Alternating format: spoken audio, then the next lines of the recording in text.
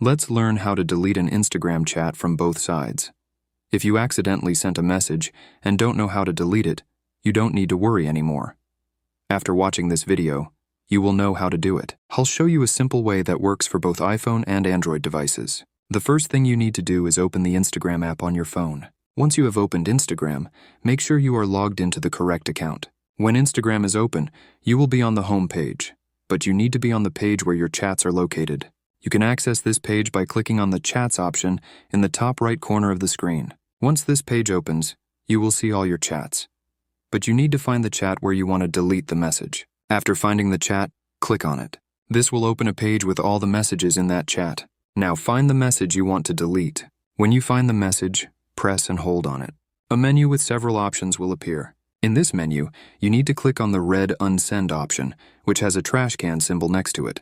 After clicking this, the message will be deleted, and neither you nor the person you sent it to will see it anymore. So, thanks for watching. See you in the next video.